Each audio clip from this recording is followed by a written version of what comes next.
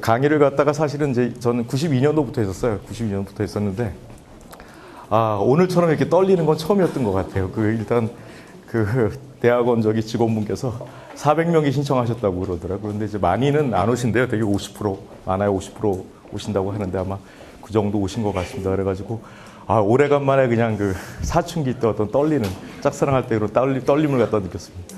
뭐 아시다시피 최근에 강의했던 거 다 이 스튜디오 껌껌한 데 들어가가지고 카메라하고 조명, 그다음 모니터만 봐가면서 강의하다가 여러분의 이렇게 살아있는 모습 보니까 굉장히 반갑기도 하고 긴장되기도 하고 두근두근거리기도 합니다. 낯익은 분들이 많네요, 이렇게 뵈니까.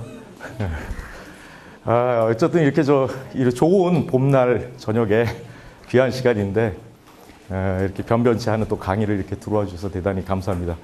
제가 특강을 한 거는 아마 2008년도에 하고 이번이 아마 6년인가요? 만에 아마 처음 여기서 이제 하는 것 같습니다. 그때도 제가 강의했던 게 이제 융에 대한 내용이었습니다. 이제 융의 성격 심리학 이론에 대한 내용이었는데 오늘도 마찬가지 이제 융에 대한 겁니다. 칼 구스타프 융에 대한 건데 조금 달라요. 조금 다릅니다. 앞부분은 같을 수 있지만은 어떻게 하면, 그러니까 제가 나름대로 이제 그 이후에 이렇게 경험한 게 있습니다. 삶 속에서. 그래서 아마 여러분들한테 이야기를 하면서 아마 그 경험담도 얘기할지 모르겠습니다만, 제가 지나고 나 보니까 이제, 이게 맞구나. 이게 맞구나. 이렇게 하면 좀 더 우리가 행복하게 살 수 있겠구나. 제가 직접 경험을 해봤기 때문에, 가급적 여러분들한테 이걸 전해주고 싶다. 그러니까 강의라기보다는 그냥 이야기다. 이런 관점에서 들어주시면 좋을 것 같고, 머리보다는 그냥 가슴으로 편안하게 들어주시면 감사하겠습니다. 예. 물론 이제 뭐 파워포인트로 강의할 수도 있겠지만 사실 그건 여러분들이 양해해 주세요. 제 스타일이 워낙 칠판 쓰는 걸 좋아해요. 좀 구식을 좋아합니다. 저만 해도 그 세대가 그러다 보니까 그래서 그걸 좀 여러분들이 양해해 주시기 바라고요. 그러면은 이제 시작을 하도록 하겠습니다. 보시다시피 이제 융의 자기 실현 개념에서 바라본 뭐 성숙한 인간상 이렇게 거창하게 되어 있습니다. 거창하게 되어 있는데 뭐 융은 여러분 잘 아시죠? 혹시 모르는 분들이 계실 것 같아서 간단히 소개를 하겠습니다. 1875년에 태어나서 1961년도에 세상을 떠난 스위스의 이제 정신의학자고, 그리고 이제 분석 심리학이라는 분야를 갖다가 이제 처음으로 이렇게 만든 그런 그 심리학자입니다. 아시다시피 이제 프로이드하고 이 무의식이라는 어떤 그 입장에서 같은 길을 걷다가 서로 이제 갈라서요. 프로이트 같은 경우는 여러분들 잘 아시다시피 이제 무의식이다라고 하는 것은 어떤 아동기 초기에 억압된 어떤 그 상처라든가 갈등들, 욕망들, 어떻게 보면 병리적인 측면에서 접근을 많이 했었죠. 그런데 이제 융이 무의식을 갖다가 좀 더 살펴보니까 프로이트가 이야기한 그 이상의 것이 있다라고 하면서 이제 집단 무의식이라는 그 개념을 갖고 옵니다. 그 중에서도 우리가 이제 자기라고 하는 그런 개념이 여기 자기 실현에 바로 자기라는 개념이 나오는데 이거를 쉽게 말씀드리면은 진짜 납니다. 진짜 나 혹은 인간 안에 있는 우리가 보통 하나님의 상이라고 할 수 있는 것들이 바로 여기에 존재하고 있다는 겁니다. 인간의 내면에. 그러니까 프로이트의 어떤 무의식이다라고 하는 것은 굉장히 병리적인 어떤 충동의 저장소였다면은 바로 융이 봤던 그 집단 무의식 속에 자기라고 하는 무의식 속에 들어있는 것은 바로 굉장히 긍정적이고 창조적인 바로 어떤 신성, 영성의 무의식적 내용이 있다. 이렇게 이제 차이를 갖다 이제 갖게 됩니다. 그래가지고 이제 바로 그런 진정한 내가 된 그런 과정, 혹은 뭐 기독교식으로 표현하면 내가 이제 하나님한테 안기는 거죠. 하나님의 나라에 들어가는 그런 과정이 바로 이제 자기 실현이다. 불교로 하면 이제 붓다가 되는 거겠죠. 붓다가 되는 거. 부처 우리가 깨달음을 얻는다라고 하는 게 자기 실현이다. 바로 이게 밖에 있는 게 아니라 바로 우리 안에 있더라. 이게 바로 이제 융이 얘기한 독특한 이제 관점이었습니다. 자, 그럼 여기 이제 성숙이다 이렇게 이제 이야기를 했는데 갑자기 사전을 찾아봤어요. 이제 성숙을 보니까 네 가지 이제 뜻이 나왔는데 우리가 이제 통상 두 가지만 말씀드리면 통상 우리가 이제 알고 있는 거는 이거죠. 사람이 나이를 먹어 어른스럽게 됨 이런 뜻이 하나 있고 그런데 이제 제가 이 융의 입장에서 얘기하려고 하는 성숙 아마 이 마지막 쪽 같아요. 그게 뭐냐면 사람이나 사물이 자신이 갖고 있는 특성을 온전하게 완전히 드러내는 그러한 단계의 이름.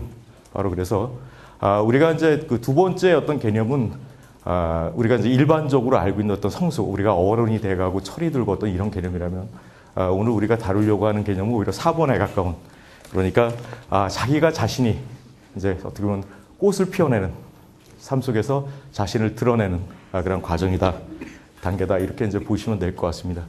그래서 오늘 내용은 어떻게 가냐면 이제 융의 있던 자기 실현과 관련돼서 여러 가지 집단 무의식의 개념을 좀 살펴보고요.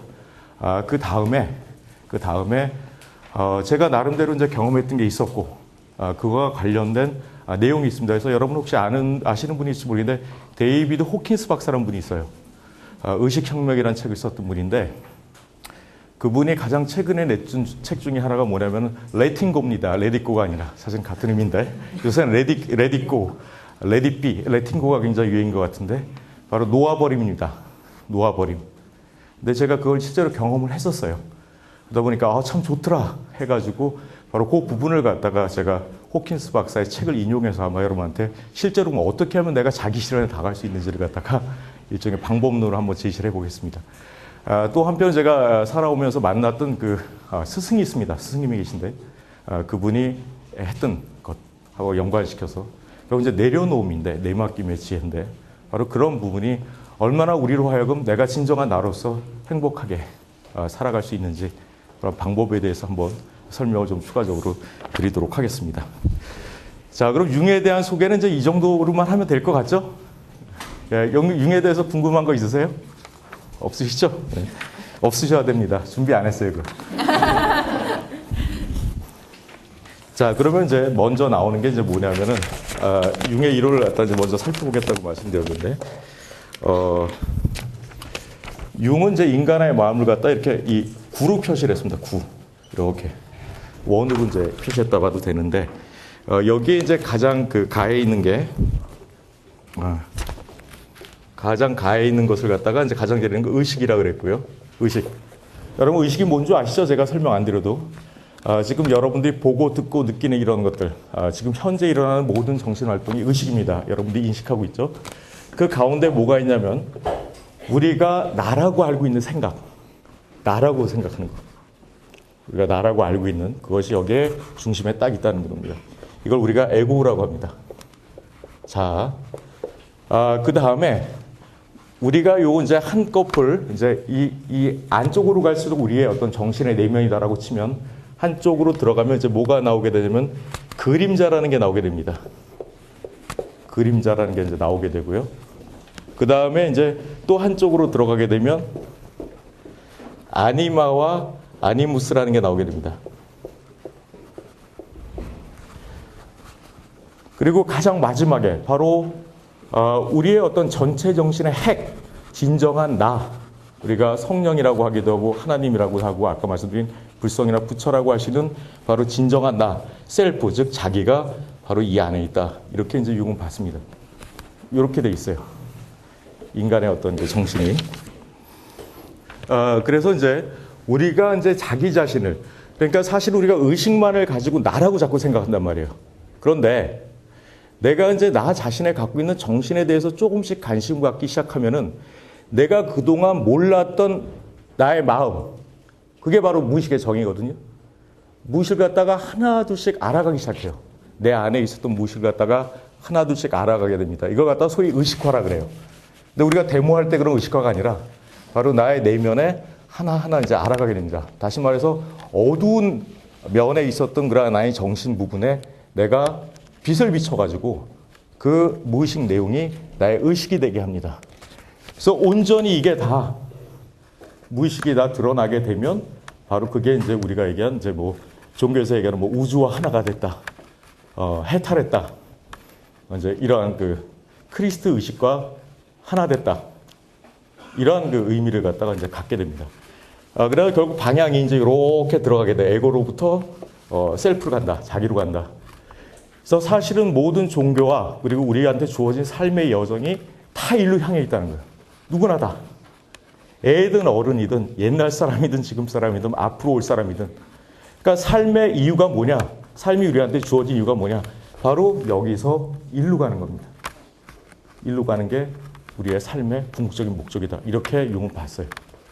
그래서 바로 이 궁극적인 이 셀프와 하나가 됐을 때 바로 경험되는 가장 대표적인 정신이 뭔지 아세요? 사랑입니다. 무조건적 사랑. 조건이 없는 사랑. 우리가 이제 불교에서는 자비라 그러잖아요. 바로 그러한 그 감정을 갖다가 이제 갖게 된다. 이렇게 이제 봤습니다. 자, 그러면 이제 하나둘씩 보죠. 하나둘씩 보면 먼저 우리가 이제 에고부터 그럼 이제 살펴보도록 할게요. 에고라고 하는 거. 에고라고 하는 거를 이제 정의를 갖다가 이제 보면 뭐냐? 에고라고 하는 건 우리들이 소위 나라고 알고 있는 모든 의식입니다. 정신 내용의 총합이에요.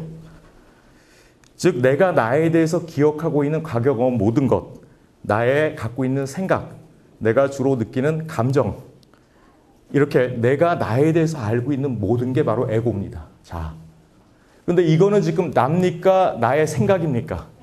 나의 생각이에요. 내가 아닙니다. 근데 우리가 이걸 몰라요. 다 잊어먹었어요. 그래가지고 여러분들 그런 얘기 들어보셨죠? 구름이 걷히면은 거기에 해가 있다라고 하는 거. 바로 이 에고가 융에 따르면 바로 구름입니다. 그래서 이 구름이 걷히게 되면 바로 진정한 나가 바로 드러나게 된다. 이러한 관점을 갖다 이제 갖고 있는 거죠. 그래서 결국 우리가 나라고 하는 거가 바로 이제 하나의 그 나라고 하는 그 생각의 컴플렉스다. 이렇게 이제 봤어요. 그래서 근데 자아의 역할은 뭐냐? 여기 보신 것처럼 의식의 중심에 있습니다. 의식의 중심에 있기 때문에 우리가 나라는 생각을 갖고 어때요? 세상에 적응을 하죠. 그죠? 외부 환경에 맞추기도 하고. 또 한편으로 내가 나의 내면에 관심을 갖게끔 하는 그러한 창구이면서 이제 조절자 역할을 갖다 이제 하게 됩니다. 그러니까 적응의 측면을 갖다 이제 강조하게 되죠. 그럼 이 나라고 하는 건 이제 어떻게 이루어지느냐? 타고난 사실 이제 더 얘기할 수도 있는데 그러면 이제 종교적인 선을 갖다가 넘어가야 되기 때문에 이 얘기는 나중에 기회가 되면 하고 일단은 탁월한 기질이 있어요. 기질. 여러분들 자녀 키워보신 분 알겠지만 분명히 전 이제 아이가 이제 딸이 둘이 있는데 태어날 때 보면 참 달라요. 누가 가르치지도 않았는데 큰 애는 그렇게 예민해요. 잘 울어요. 그래가지고 얘는 낮과 밤이 이렇게 뒤바뀌어요. 근데 둘째 아이는 아주 정확해요. 낮에 자고 낮에 죄송합니다. 동남아 공연을 갔다가 바로 왔다가 밤에 자고 낮에 그렇죠. 깨어서 놀고. 그러니까 이게 이제 이렇게 제대로 되어 있고. 근데 누가 가르쳐 준 게 아니에요. 그만큼 이제 나름대로 이제 갖고 있는 그런 기질이 있어요. 근데 그게 좀 크면서도 보니까 큰 애는 굉장히 그 예술적 감수성으로 가요. 그게 굉장히 그림 그리는 걸 좋아하고 남이 못 보는 어떤 움직임 같은 걸 봐요. 이렇게 그림을 그려낼 때. 근데 둘째는 아무 생각 없어요. 아빠 닮았어요. 아무 생각이 없어요. 우리 둘째 딸은 그냥 즐거워요. 얘는 삶이. 그래서 꿈도 많아요. 그래서 저 언제 한번 꿈을 물어봤어요. 너 커서 뭐 될래? 그랬더니 우리 딸애가 개그맨이 되고 싶대요. 그래서 왜 개그맨이 되고 싶어? 그랬더니 아빠가 개그맨이잖아 그러더라고요. 그래서 나중에 이제 좀 커가지고 개그맨이야 그랬죠 그때는. 그다음에 나중에 커가지고 이제 상담 심리학자라는 게 있다는 걸 아니까 자기 꿈이 이제 상담 심리학자로 바뀌었어요. 그러다가 요새 이제 슬슬 엄마가 바람 넣어가지고 외교관 쪽으로 워낙 자유분방하고 얘는 아무래도 세계를 돌아다녀야 될 것 같다 이제 넣고 있는데 제가 볼 때는 개그맨이 딱 어울릴 것 같아요. 아주 이제 얼마 전에도 장난감 사달라는 게 마술 도구 500원짜리, 1000원짜리 이런 거 사달라 그래가지고 다른 사람 즐겁게 해주는 게 얘는 꿈이에요 항상. 어쨌든 이렇게 타고난 기질이 있습니다. 타고난 기질이 있고 또 하나는 이제 뭐냐면 여러분 아시다시피 이제 우리가 보통 성격이라 그러죠. 태어나면서부터 배우는 게 있어요. 환경으로부터. 일단 부모님의 사랑을 받고 싶잖아요. 본능적으로 어릴 때 그렇잖아요. 엄마 아빠 사랑받고 싶고 엄마의 사랑을 동생보다 더 갖고 싶고 하는 게 있단 말이에요. 그런 속에서 이제 엄마의 기대, 아버지의 기대에 맞추는 그런 양식이 드러나겠죠. 그러면서 자신의 성격이 이제 나타나기 시작합니다. 그 다음에 이제 학교 들어가면 교육 시스템이 있어요. 교육 시스템이 또 우리를 교육시킵니다. 그러니까 이렇게 살아야 옳고 이렇게 살면 잘못된 삶이다를 갖다가 주입을 시킵니다. 그 밖에 이제 조직 가면 뭐 군대 가면 졸업하고 그리고 이제 뭐 회사 가면 그 나름대로의 어떤 규범들이 있어요. 그래서 거기에 맞춰 살아야 됩니다.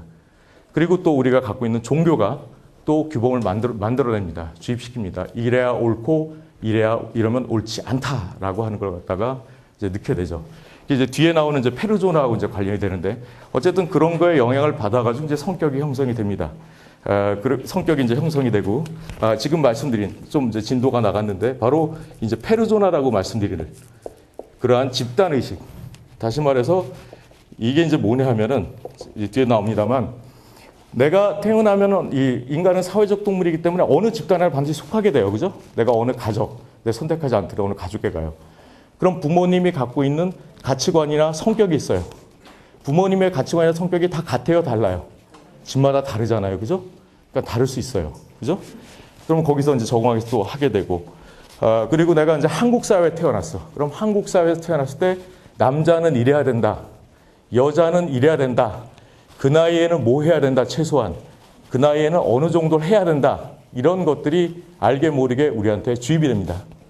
이런 것들이 바로 이제 페르조나예요. 페르조나라고 하는 집단의식. 그래서 이러한 것들로 인해 가지고 바로 나라고 하는 생각이 만들어집니다. 나라고 하는 생각이 이제 만들어진다 이렇게 보시면 돼요. 자, 그러면 이제 여기서 여러분들이 궁금해하실 게 소위 이제 페르조나라고 하는데 이걸 다른 말로 집단의식 혹은 이제 집단 정신이다 이렇게 합니다. 이건 이제 뭐냐면 지금 말씀 것처럼 내가 자아가 형성되고 성장하면서 소유하게 되는 집단 사회 행동 규범 또는 역할을 의미해요. 그래서 이거는 뭐냐? 집단 정신에서 빌려온 판단과 행동의 틀이다. 페르조나는 집단 정신의 한 단면인데 사람들이 곧잘 이게 이제 중요한 얘기입니다. 이게 집단 정신이에요. 사실 집단 정신을 내가 그냥 배운 거예요. 주입됐는데 이게 사실은 내 생각 아니야. 내 신념도 아니에요. 내 경험을 통해서 내가 얻은 게 아닌데 단지 들어왔어. 그래가지고 이게 어떻게 돼요? 동일시가 돼버려요. 나도 모르게. 그래가지고 이걸 갖다가 나의 생각 그리고 나의 신념, 나의 가치가 나의 것이다로 착각을 하게 됩니다. 착각을 하게 돼요. 그래서 이러한 이 페르조나를 잘 살펴보면 그것은 결코 진정한 자기의 생각이 아니라 잘 보면 남들의 생각, 즉 부모님의 생각이라든가 선생님의 생각이라든가 다른 친구들의 생각이라든가 집단의 생각, 사회, 어떻게 보면 한국 사회, 한국 문화의 생각을 갖고 있는데 그걸 갖다가 나의 생각으로 착각을 한다는 겁니다. 나의 생각으로. 이게 바로 이제 페르조나. 그러니까 내가 어느 집단에 속하게 된 그 집단이 구성원한테 요구하는 판단과 행동의 틀인데 살기 위해서 필요하겠어요? 안 필요하겠어요? 내가 한국 사회에 살기 위해서. 필요하죠. 나쁜 건 아니에요. 나쁜 건 아닌데 이걸 갖다가 너무 동일시해 버리는 거예요. 그러다 보니까 사실은 내 건 없고 나의 삶을 산다고 하는데 사실 집단의 틀을 따라. 그러다 보니까 내가 나로부터 어떻게 돼요? 소외가 돼 버리는 거예요. 내가 나의 삶을 살아야 되는데 나의 삶을 산다라고 생각하는데 실은 나의 삶을 사는 게 아니라 다른 사람의 생각, 세상의 생각을 갖다가 내가 살고 있다는 거예요. 어떻게 보면 여러분 매트릭스라는 영화 혹시 보셨어요? 매트릭스라는 영화에 이렇게 검정색 정장 입고 선글라스 끼고 나오는 사람들 많이 있죠. 그 사람들 이름이 뭡니까? 스미스. 그리고 같이 스미스 맞아. 스미스 맞아. 스미스 아마 그 블랙 스미스 아마 기계 문명을 상징할 수도 있고 또 다른 말로 에이전트라 그래요. 에이전트. 요원. 요원이고 또 무슨 뜻이 있습니까? 대리인. 우리는 어떻게 보면 지금 각양각색의 얼굴과 각양각색의 옷을 입고 살고 있는 것 같지만은 매트릭스 영화의 측면에서 보면 우리는 뭐예요?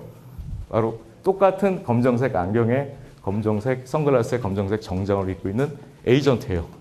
내가 나로서의 삶을 사는 게 아니라 그 사회에 획일화된 동일시 되어버린 그러한 인생을 살고 있다. 이렇게 상징적으로 보시면 돼요.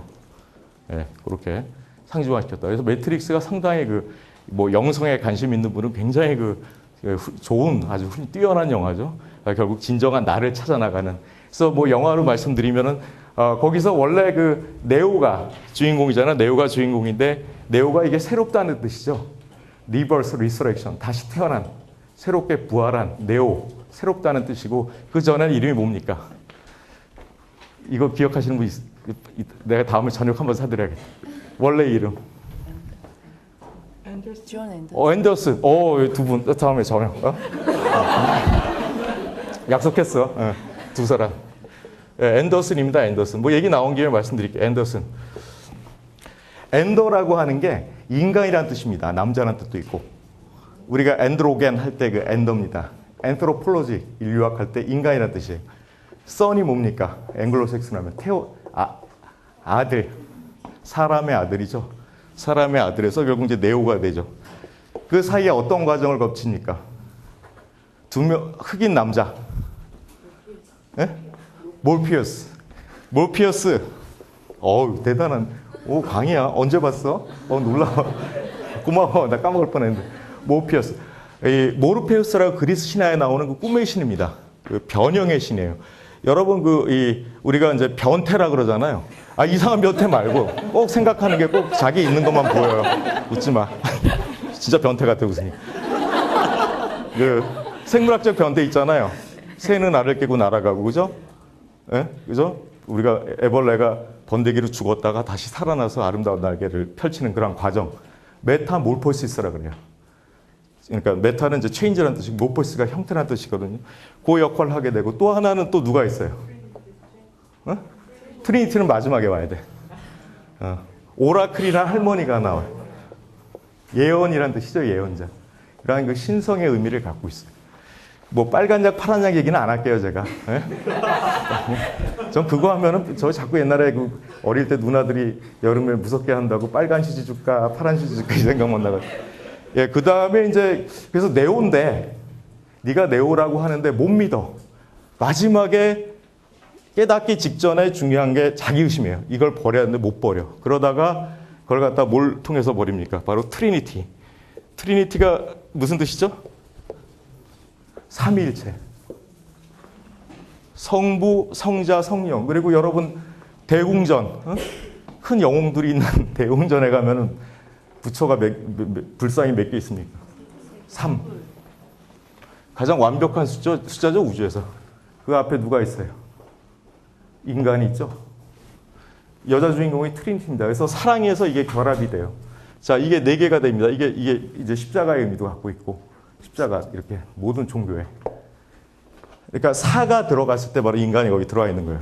이제 그런 의미가 있고, 그래서 어쨌든 간에 이제 이 사랑을 통해서 트리니티하고의 온전한 결합을 통해 가지고 바로 이제 빵 하고 날아가죠. 뭐 빡 하면서 마지막에 됐다 이거지 이제. 하여튼 뭐 세세한 그 내용들도 뭐 그런 내용을 담고 있습니다. 그죠? 어쨌든 간에 이제 바로 이게 이제 어떤 페르조나 자아라면 바로 이 네오라고 하는 게 이제 바로 셀프가 되는 거죠. 바로 그렇게 여러분이 보시면 됩니다.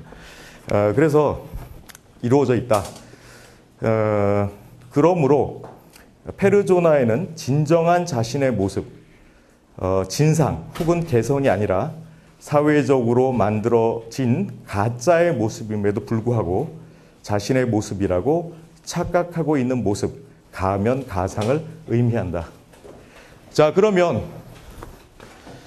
네오가 되기 전에 앤더슨을 살 때 이 세상은 가상현실이라고 봐도 될까요, 안 될까요? 가상현실. 똑같은 현상인데 똑같은 걸 보는데 앤더슨일 때 보는 것하고 네오가 된 다음에 보는 거하고 그 세상이 달라질까요? 같을까요? 세상은 같죠? 근데 뭐가 달라져요? 그렇죠. 네오가 달라집니다. 똑같은데. 그 전에는 그 전에는 이때는 뭐냐면 내가 갖고 있는 마음의 프로그램이 있어요. 특히 우리 감정이라고 하는 거. 여러분 우리가 보통 어떻게 생각해요? 내가 화가 났어. 그럼 어떻게 해요? 화가 났어. 그러면 딱 저 죽일 놈이 딱 누구? 저 때문에 이렇게 딱 되잖아요. 욕해서 너무 놀랬나? 빨리 페르조나로부터 벗어나세요. 교수가 욕하면 안 된다라고 하는 그런 페르조나는 교수를 2번 죽이는 일이에요. 그러니까 제가 그만하시고 그렇잖아요. 자, 화가 나. 이유를 찾는단 말이에요. 탁 튀어나가 버려, 외부에. 자, 이걸 뭐라 그럽니까? 심리학에서. 프로젝션, 투사라 그래. 그러면서 뭘 유지해? 내 자존심을 유지해. 근데 실제로 여러분, 실제로는 어떻게 벌어지냐? 내가 분노를 갖고 있죠. 그럼 내가 분노를 일으킬 만한 사건이나 사람이 내 앞에 나타나요. 내가 갖고 있다고. 그걸 심리학에서 디스플레이스먼트라고 합니다. 정신분석에서 디스플레이스먼트, 대치, 전치라고 합니다. 여러분 잘 보세요. 여러분이 어떤 감정을 느낄 준비가 돼 있으면 이 마음 프로그램에서 사실은 저 사람이 날 일으키는 게 아니라 딱 내가 준비가 됐는데 걸리는 거야. 딱 나타나. 그러니까 뭐예요? 방아쇠 역할을. 조건일 뿐이에요. 내 앞에 보이는 사람이든 사건이든 이 건 모두 조건일 뿐이야. 그럴 때는 이 세상이 진짜로 세상이 혹은 그 사람이 제대로 보여요, 안 보여요? 안 보이죠? 내 욕구나 내 감정 때문에 안 보입니다. 잘. 그런데 지금 말씀드린 마음의 프로그램을 내가 하나씩 알아가면서 아, 이렇구나. 그러면 내가 이 마음의 프로그램을 알아가고 이걸 하나둘씩 놓아버리면, 던져버리면 되겠네. 그래서 던져져 가지고, 아, 이거였구나라고 하면 이제 그 사람이 제대로 보입니까? 안 보입니까? 제대로 보입니다. 있는 그대로 보여요. 이제 드디어 그때. 그래서 우리가 되게 이제 뭐 깨달은 사람 뭐 이런 거 여러 종교 이런 데 보면 있는 그대로 본다 그러죠. 있는 그대로. 왜곡이 없이. 이제 그런 상태에 들어. 그러니까 이제 앤더슨과 네오의 관계는 이제 여러분이 그렇게 보시면 돼요. 자, 그래서 바로 이제 페르소나가 그렇다. 그래서 이제 쉽게 설명을 드리면, 심리학도 전공 안 하신 분들 계시니까. 이게 이제 뭐하고 비슷하냐면 우리나라 말에 체면이라는 거 있죠, 체면. 뭘 여러분 중에 없으시라고 생각해. 체면이 이거예요. 아니, 의외로 많으셔. 여긴 없는데, 예전에 강의해 보면 자꾸 두 번째 거래. 이거 아니에요. 이거 아닙니다. 이것도 두 번 죽는 일이에요. 이거 해야 돼요. 이거 체면입니다. 체면. 이거는 체면 걸리는 거예요. 체면. 혹은 우리가 낫 얼굴이라고 그러죠. 이 의미하고 비슷합니다. 그래서 이러면 우리가 어른의 체면, 남편의 체면, 아내의 체면, 뭐 교육자의 체면, 선생의 체면, 뭐 숙녀의 체면이다. 이럴 때 그것은 어떤 사회 집단이 그 집단의 성원들에게 한결같이 요구하는 일정한 행동상의 규범이에요. 규범. 마치 옷과 같아요. 그죠? 옷과 같은 겁니다. 그러니까 무슨 얘기냐면,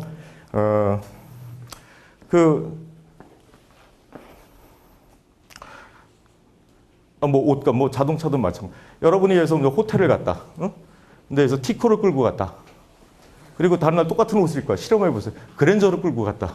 자, 호텔 종업원이 이 발레 파킹 해준 사람이 같을까요? 다를까요? 대하는 태도가. 다르죠. 그게 바로 페르소나입니다. 달라져요. 여러분 병원 갈 때 옷 잘 입어요? 제대로 입어요? 제대로 안 입어요? 제대로 입는다는 게 뭐예요? 옷 안 입고 가요? 입고 가는데 좋은 거 입고 가죠? 저희 어머니가 그래서 왜 그러세요? 그래야 대우받는데. 틀렸다는 게 아니에요. 아니 우리 조직에 그게 있다는 거야. 우리 사회에. 그럴 땐 그건 정의를 필요해. 그런데 이게 다가 되면 어떻게 돼? 그 사람이 보여요? 안 보여요? 안 보이죠? 다가 되면 안 된다. 다가 되면 페르소나가 필요하긴 하지만.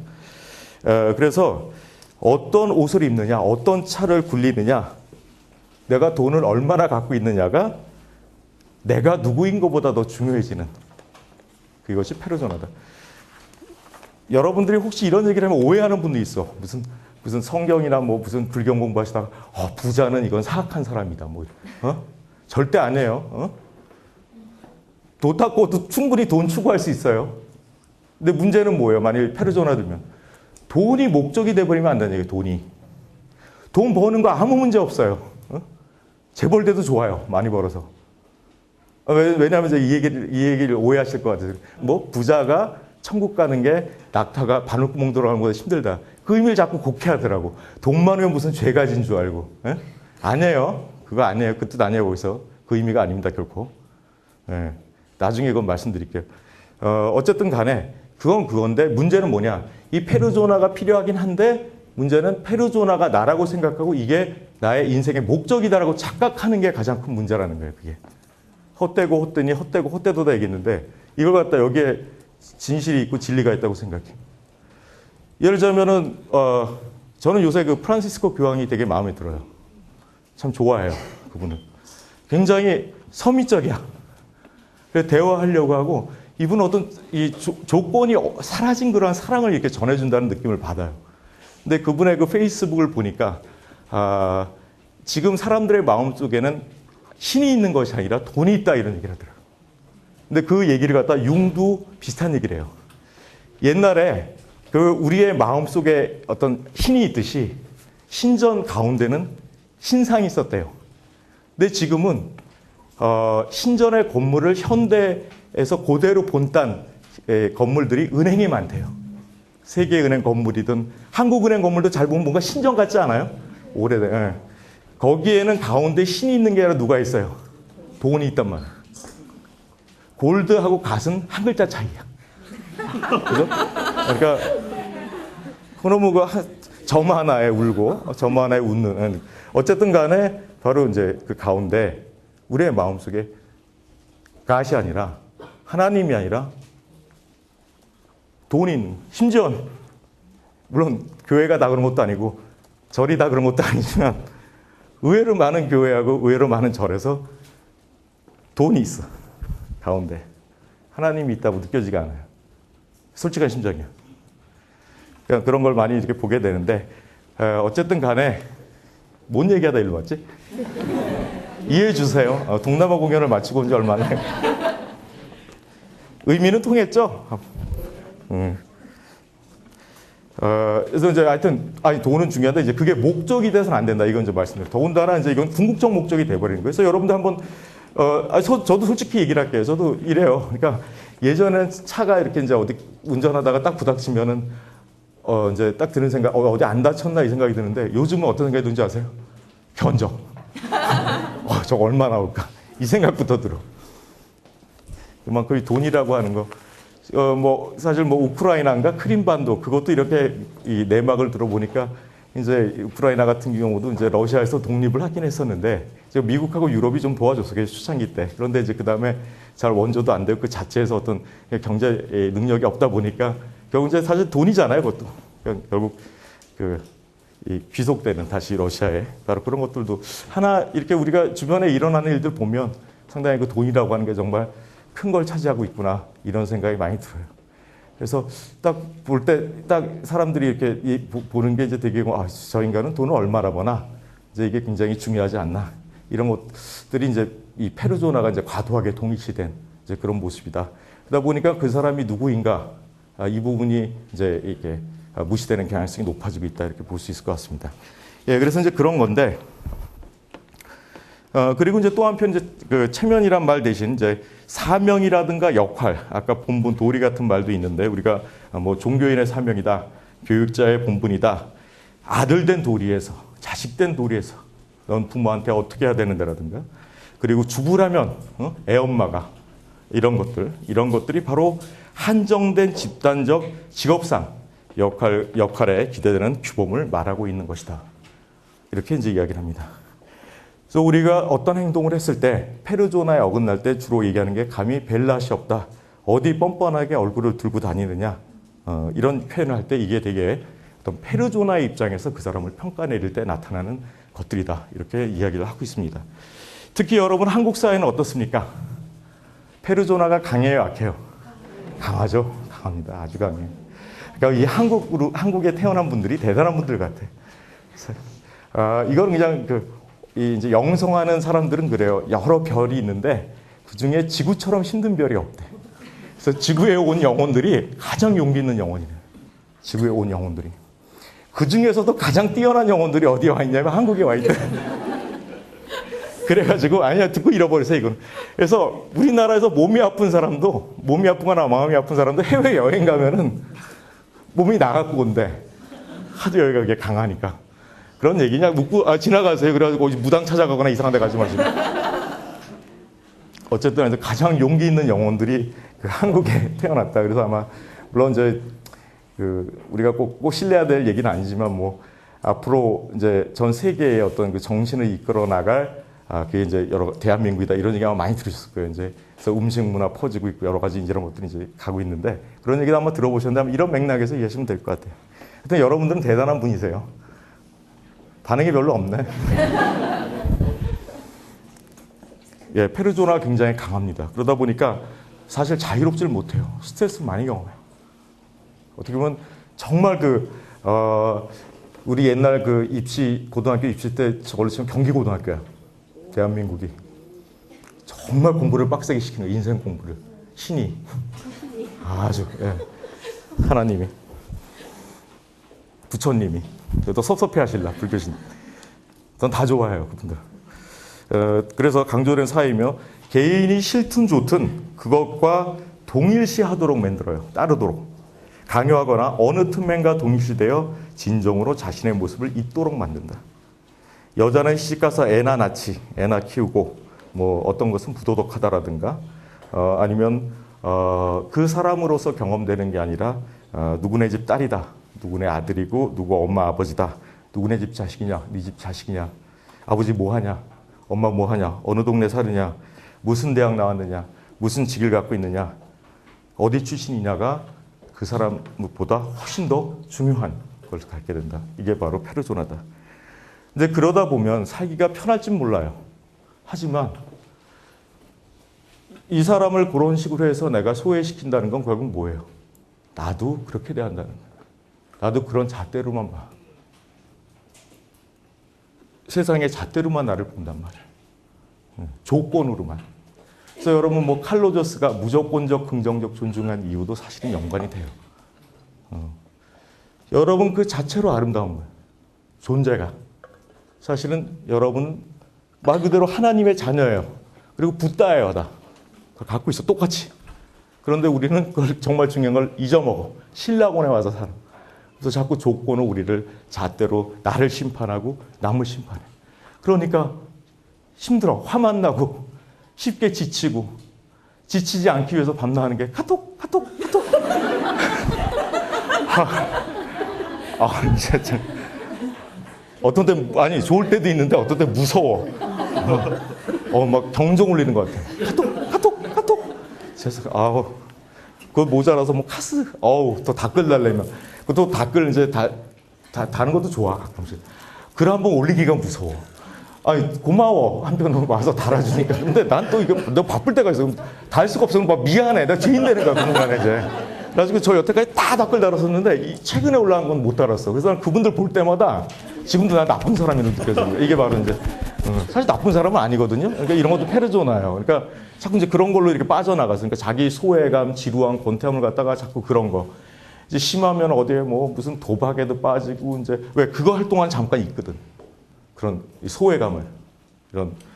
그러니까 사실은 여러분도 아마 그런 우리 사회의 어떤 그런 모습도 우리나라만 그런 건 물론 아니지만 좀 강하다 보니까 그거 많이 한번 느끼시고 그런 거에서 벗어나고 싶어서 여러 발버둥을 치시고 저도 쳤고 하지만 사실 그게 그렇게 오래 가지 않고 그러다 보니까 삶에 지치고 자기 전한테 지치는 거 아마 많이들 경험하셨으리라 이렇게 생각이 듭니다.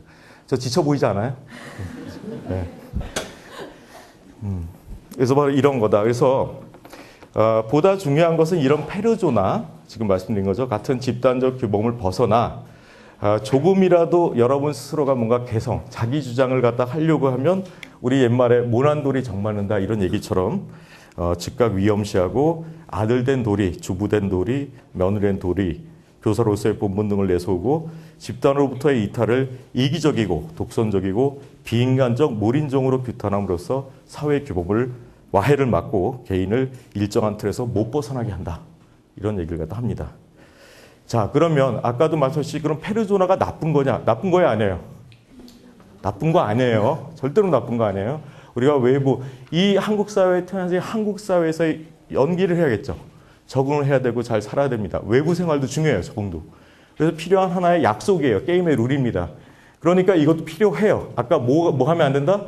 너무 동일시해서 이게 목적으로 돼서는 안 된다는 거예요. 자, 그러니까 필요하지만 분리돼야 할 거다가 바로 이야기입니다. 그래서 페르소나는 사회생활을 위해서, 삶을 위해서 중요한 역할을 하지만 자아가 자신의 내면, 무의식의 세계를 무시하고 이런 집단정신, 외부 집단정신에 지나치게 동일시하게 되면 궁극적으로는 자신의 내적인 정신세계와의 관계를 상실하게 된다. 다시 말해 자기 자신을 돌보지 못하게 되고 그 존재조차도 잃어버린다. 그래서 이러한 것들이 심지어 고통을 주는 사건이나 정신장애로 나타난다라고 얘기를 해요.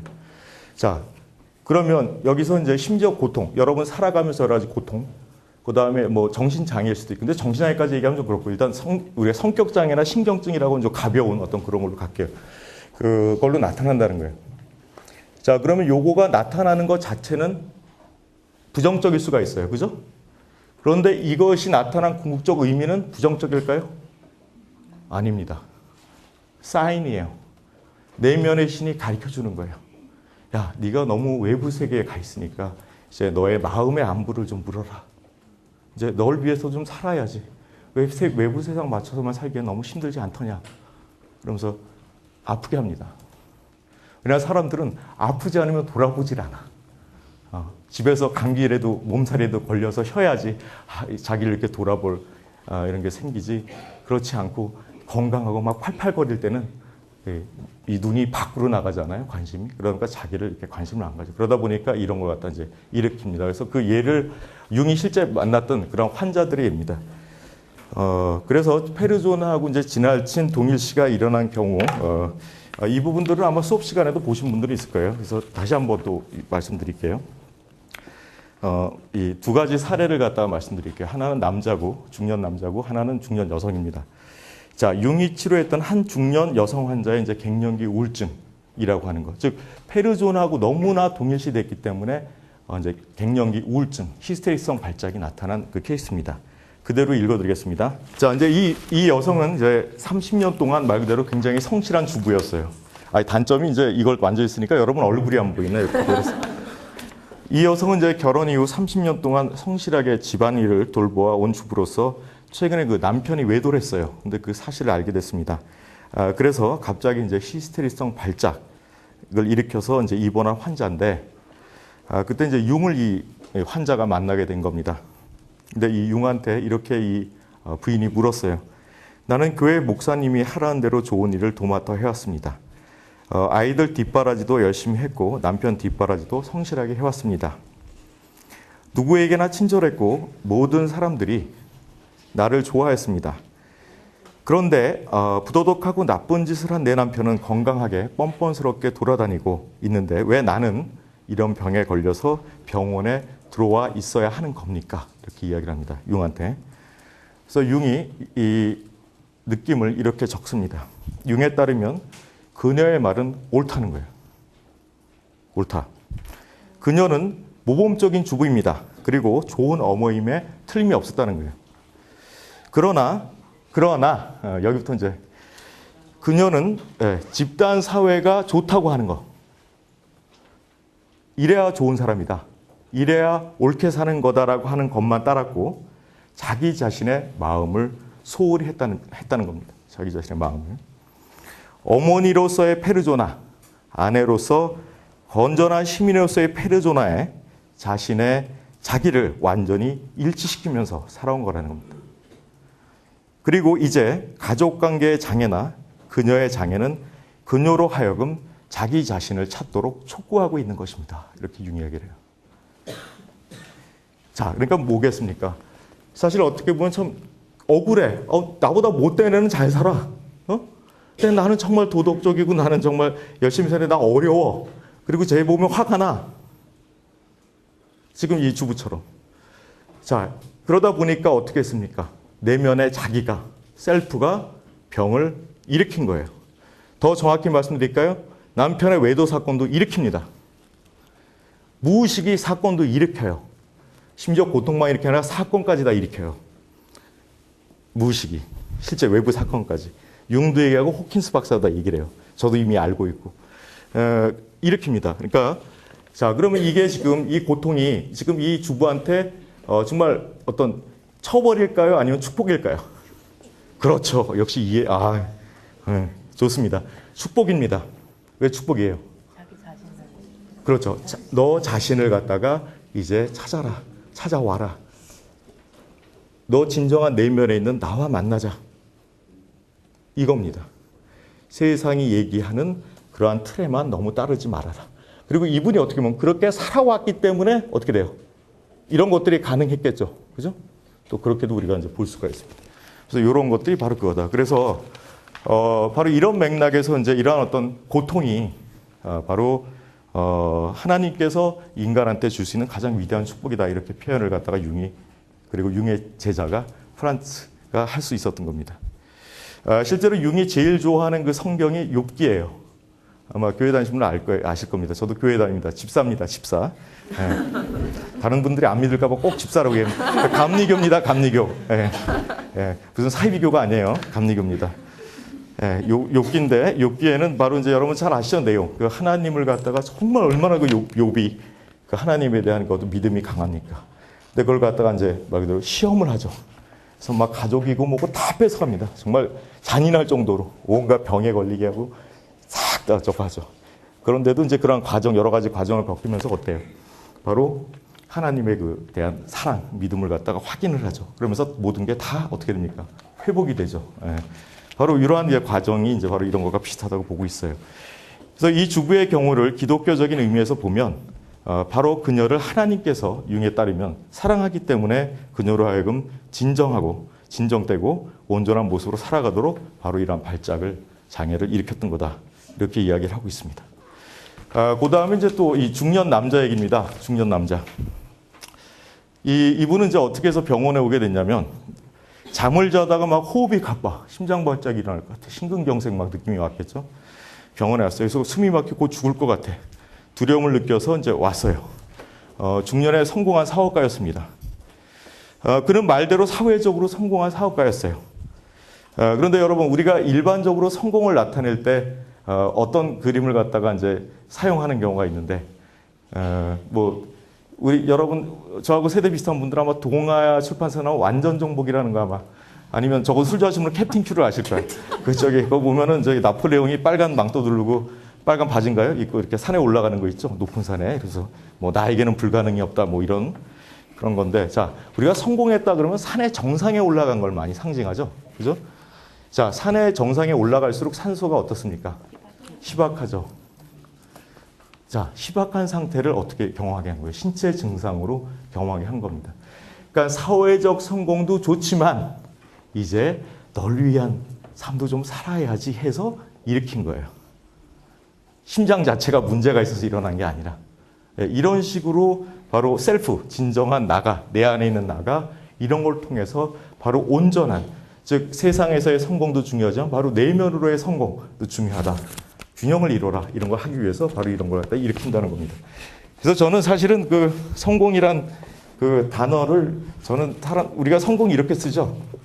그죠? 이룰 성자에다가 그 다음에 그죠? 성공. 응? 아니에요? 아닌 것 같아. 근데 저는 이게 이제 외부에서의 성공이라면 내부의 성공을 전 쓴다면 이렇게 쓸 것 같아. 빌공짜. 나를 비워나가는 과정. 이게 진정한 성공이 아닌가 이런 생각이 드는데 어쨌든 간에 바로 이제 이런 걸로 바로 증상이라든가 여러 가지 고통을 일으킨다. 심지어 사건을 일으킵니다. 실제로. 사건을 갖다가 내 앞에 일으켜요. 일으켜서 경험을 갖다 이제 하게 합니다. 바로 페르소나가 이렇다. 그럼 우리가 이제 어쨌든 성숙한 모습이 어떤 거냐에 대한 거니까 한번 여기서 정리를 하고 넘어가겠습니다. 자, 지금 우리가 페르소나에 대한 얘기를 했는데 그런 페르소나 관련된 성숙의 태도는 지금 말씀드린 거죠. 다시 한번 정리를 하겠습니다. 페르소나는 없애야 할 것이 아니라 구별되어야 할 것이다. 이게 답입니다. 구별이 돼야 돼요. 근데 구별이 우리가 많이 안 되고 있어요. 아버지니까 딸에게, 아버지니까 아들에게, 엄마니까 딸에게 이게 본분이야, 도리야. 그러니까 사실은 자녀한테 그러고 싶지 않은데도 그렇게 해야 되는 것처럼, 그래야 옳은 것처럼 착각을 하고 있단 말이에요. 예, 이런 것들이 바로 페르소나와 지나치게 동일시되죠. 그럴 경우에 꼭 자녀가 문제가 일어나요. 예, 진심이 아니기 때문에, 페르소나이기 때문에. 자, 그래서 페르소나가 자아의 궁극적인 목표가 아니라는 것에 대한 자각은 페르소나는 사회생활에 필요한 수단이긴 하지만 거기에 절대적인 중요성은 부여하지 말아라. 이게 바로 융이 한 얘기입니다. 즉 페르소나의 맹목적인 동일시가 문제다. 그래서 사회적 역할, 의무, 도덕규범, 예의규범 이런 것들을 없애야 하는 것이 아니라 그런 세상의 것을 맹신하지 않는다. 헛되고 헛되니 헛되고 헛되도다. 바로 우리가 얘기한 바로 이제 그 페르소나 집단의식의 이제 세계다. 이렇게 이제 보시면 됩니다. 자, 그 다음에 이제 우리가 이제 제가 보려고 하는 건 뭐냐면, 자, 이제 자아가 어떤 거다. 바로 실제 나가 아니라 바로 페르조나 그리고 내가 살아온 경험에 의해서 만들어진 나라는 생각의 복합체다 이렇게 이제 말씀드렸습니다. 자 그러면은 자 우리가 이제 어두운 곳에 빛을 비추어 어두운 노래 가사 같은데 밝혀주리라. 노래 가사 맞죠? 자 그러면 자 이제 내 내면으로의 탐험이 시작됩니다. 그래서 결국 무의식을 의식화하는. 자, 여러분 빛하고 어둠이라고 하는 게 항상 빛이 이겨요, 져요? 항상 이기죠. 어둠으로 빛을 끌 수 없죠. 그죠? 그래 안 그래요? 그죠? 그런데 빛으로는 어둠을 없앨 수 있어요, 없어요? 있죠. 그냥 빛만 비추면 어둠은 없어지죠. 바로 그런 의미로 의식화 과정을 보시면 됩니다. 프로이트도 비슷한 얘기를 해요. 여러분 보시다시피 나한테 여태까지 고통을 줬어. 고통을 줬는데 그 여태까지 그걸 갖다가 내가 용납할 수가 없었어. 의식상에서. 뭐 그게 부끄럽든 죄책감 때문이든 못했어. 그래서 억압하고 있었어. 그러다 보니까 어떤 일이 벌어져요. 여러 가지 자기도 힘들고 대인관계도 힘들어가지고 남들한테 상처를 줬어. 특히 자기 새끼한테. 또 새끼 나왔네. 뭐 그래서 아버지 학교나 이런 것들이 하는 역할이 그거예요. 이게 왜 그런가 했더니 내가 이제 그런 적이 있었고 그러니까 나도 모르게 자식한테 잘하려고 했는데 배운 거 남아있다 그렇게 가는 거죠. 그래서 이제 그런 걸 갖다가 이제 본인 스스로가 인정하는 거죠. 그 어렸을 때 자기가 아버지와의 관계에서 어떤 아팠던 기억들을 갖다가 이제 용기를 갖고 어떻게 합니까? 만나. 그걸 뭐라고 해요? 직면. 응? 직면하니까 좀 무서워. 그지? 그냥 면접이라 그러지. 직면하니까 꼭 싸워야 될 것 같잖아. 영어도 콘프런테이션. 그죠? 응. 직면하고, 이거 좀 벗어야겠다. 직면하고, 그죠? 그 다음에, 내가 아버지를 용서하지 못했기 때문에 그게 내 무의식 속에 남아있다가 내 삶이 틀리지 않았다는 것 갖다가 무의식적으로 확인하고 싶어서 우리 아들을 그렇게 힘들게 만들었구나. 펑펑펑 울면서 그걸 갖다가 하는 순간에 그거는 어떻게 돼요? 빛이 비춰진 겁니다. 의식이 무의식의 빛이다 빛을 어떻게 녹아버려. 카타르시스가 일어나버려. 녹아버려. 그럼 더 이상 그 무의식은 작용을 할까요? 안 할까요? 안 해요. 해도 약해요? 강해요? 약해요. 약하고 금세 알아요. 또 그런 패턴이 나타나요. 자기 자녀한테. 바로 이제 그런 게 바로 의식화입니다. 의식이 더 넓어진 거예요. 의식이 요만했는데 무의식에 있는 억압했던 내용을 내가 수용함으로써 통찰하고 직면하고 통찰하면서 내가 더 마음이 넓어졌어. 그래서 해바라기가 유명한 노래가 있잖아요. 마음이 넓어지고 어떻게 하지? 마음이 넓어지고 예뻐 everybody 그과 같아요. 그것이 사랑이란 걸 행복이란 걸 난 알아요. 바로 이 어떻게 보면 그 의식의 확장이거든요. 그게. 제가 만약 내가 아버지로서의 교육, 아버지는 이래야 된다라고 하는 걸 페르조나를 갖다가 하나의 변명거리로 잡아가지고 집단의식을 다른 집 아버지들도 그래. 그래서 내가 갖고 있었으면 이게 돼? 안 돼요? 안 되죠. 아들하고 만날 수 있어요? 없어요? 없어요. 못 만나요. 자, 그래서 용기가 필요합니다. 용기가. 그래서 이런 것들이 이제 필요하다. 이것이 바로 이제 의식화 과정이다. 그래서 이제 넓혀지는 거예요. 고통을 통해서 넓혀지고 아버지하고 아들 간의 갈등이 있겠죠? 아들은 분명히 문제를 일으켰고 그럼 내가 뭔가 잘못한 거 아닐까? 그러다가 어느 날 예를 들어서 아버지 학교 가서 하다 보니까 아이고 깨닫는 거죠. 물론 심리치료를 받아주고 상담이나 이런 걸 통해 가지고 그런 거 알게 되는 거예요. 그러면서 달라집니다. 저희 부총장님, 제 바로 위에 있는 대장 아드님이 한 분 계신데, 그러니까 이유는 이제 자세히 이제 얘기를 안 하셨고, 물론 이제 이유는 자세히 얘기 안 하셨는데, 그 너무너무 말을 안 들었대요. 너무너무 말을 안 들어가지고, 저희 부총장이 굉장히 인격적인 분이세요. 또 국선도도 하셨고, 그러니까 굉장히 그 수용력이 있는, 이거 꼭 찍으세요. 이런 분인데, 심지어는 이렇게, 체벌까지 하셨대. 오죽하면. 아들 하나인데. 그러다가 그래도 얘가 달라지는 게 전혀 없더래요. 그래가지고 뭐 여기도 찾아가보고 저기도 찾아보고 다 했대. 아들 하나니까. 그러다가 도저히 안 되겠어가지고 어느 날 얘를 손을 딱 잡고 얘 방에 딱 들어가서 불을 끄고 앉아 있었대요. 손을 잡고 가만히 말 없이. 그 다음에 갑자기 얘한테 절을 하고 싶더래. 절을. 그러니까 진심으로 일어나는 거예요. 그러니까 하나의 그 머리로 일어난 게 아니라 얘한테 절하면 이게 달라질까? 이게 아니라 의심한 게 아니라 머리로. 정말 절을 하고 싶더래. 절을 하고 싶더래. 어떻게 보면 그 과정을 직접 말씀하지 않았지만 바로 아마 그 아들의 모습에서 자기 자신의 내면의 모습의 일부를 갖다가 아마 보셨던 것 같아요. 제 느낌은. 그래가지고 일어서서 108배를 하셨대요. 아들한테. 108배를. 그런데 진짜 이거 완전 극적인 전환이 일어난 거예요. 완전히 바뀐 거예요. 이 아들이 완전히 바뀐. 그 전까지는 모든 걸 갖다가 이렇게 어떻게 보면 방탕하고 모든 걸 부모한테 다 의존하고 항상 어리광 부리고 떼쓰고 반항하고 그런 아들이 갑자기 그 이후에 바뀌었는데 자기가 알아서 다 찾아가는 거예요. 그 경험을 하고 난 다음에. 그래서 좀 신기하죠.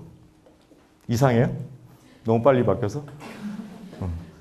그러니까 어떻게 보면 지금 요게 이제 물론 그 사이에 또 과정도 있겠지만 상징적으로 바로 지금 말씀드린 그런 과정과 비슷한 거예요. 아버지가 이제 어떻게 보면 내 안에 그 부분을 갖다가 내가 용납하고 수용하는 순간에 아들이 달라지는 겁니다. 그래서 여러분들이 그에서 달라지잖아요. 그러면은 주변 사람들이 달라질까요? 안 달라질까요? 달라집니다. 우린 되게 어떻게 생각해요? 주변에 문제가 있으니까 저 사람들이 달라져야 내가 달라질 텐데 이렇게 생각하는데 실제로 저 사람들을 변화시키는 좋은 방법은 내가 달라지면 저 사람들이 달라져요. 그거와 마찬가지로 이런 메커니즘이다 이렇게 보시면 돼요. 그래서 바로 이런 것도 이제 의식화 과정이에요. 의식화 과정에서 나타날 수 있는 여러 가지 현상인데 지금 아버지하고 아들의 관계를 부총장님 이야기가 생각이 나서 이제 말씀을 드렸습니다. 괜찮을까?